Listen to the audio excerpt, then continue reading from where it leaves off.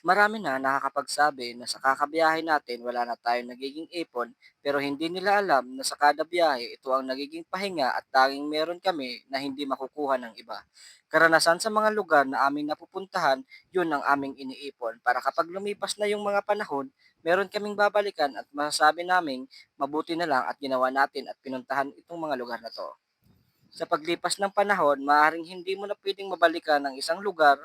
Iisa lang ang buhay kaya piliin natin maging masaya.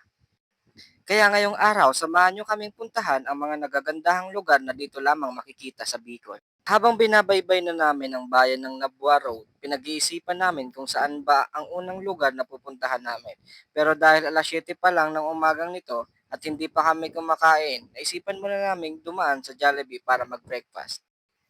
Habang bata pa, piliin nating mag-enjoy pero wag na wag nating pababayaan at hihigitan ang mga limitasyon natin, gawin lang natin kung ano ang nakakapagpasaya sa atin. Habang binabaybay nga namin ang Ngaba Road, napag-isipan namin na sa Skyline muna ang unang take-off. Sunod naman ang Wildlife at ang huli pero dapat nating puntahan ay ang Daraga Church.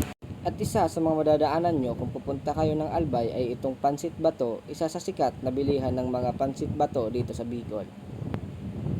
Ang Albay ang isa sa may mga magaganda at sikat na lugar na dinarayo dito sa Bicol. Habang nasa Pulangi Albay na kami, naisipan namin magpagas muna. 150 pesos, sapat na ito.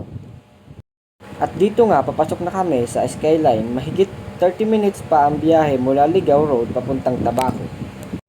Isa itong magandang experience at masabi kong fulfillment para sa sarili ko. At sa din itong pangarap kong mapuntahan noon. Kaya isa sa pinapasalamat ko sa Panginoon na binigyan niya kami ng oportunidad na makita at mapuntahan ang mga gandang lugar tulad nitong Skyline. Malapit na nga tayo guys dito sa Skyline dahil medyo kita na natin ang Bulkang Mayon na napakaganda. Bago nga kami tumuloy mismo doon sa Skyline ay nagpicture muna kami dahil nagpakita ng buo ang Bulkang Mayon. At nandito na nga tayo guys sa mismong Skyline at may mga pumunta nga din pala dito na naka-big bike. Sa ngayon, titig-titig muna tayo na nangangarap na soon ay magkaroon. At dito guys, in-enjoy muna namin ang view ng Mayon Skyline.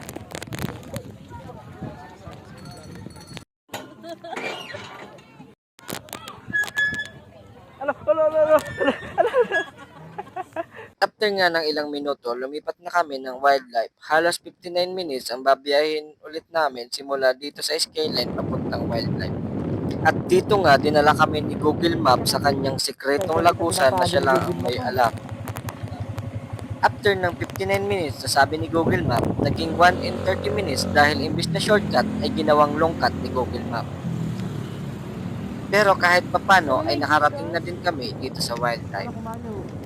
Dito pala sa Wildlife ay may 50 pesos na entrance fee at free parking na motor.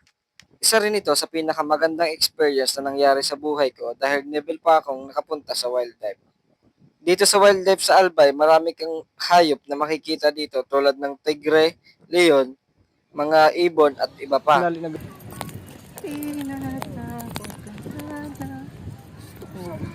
Meron din ditong sawa. Ito guys, di daw yan nanonoklaw. Paano ba naman, nakatape yung bunganga.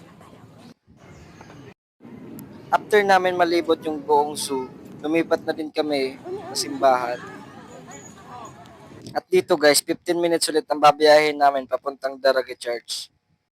Isa sa magandang simbahan dito sa Albay ang Daraga Church na makikita mo ang mismong Bulkang Mayon. Napakaganda at historical na simbahan. Kung naghahanap kayo ng lugar na makasaysayan, pananampalataya at ganda ng kalikasan, the Daraga Church is must visit. Salamat sa pagsama at hanggang sa susunod na video ulit. Ride safe, keep safe, yun ang mahalaga. Alrighty!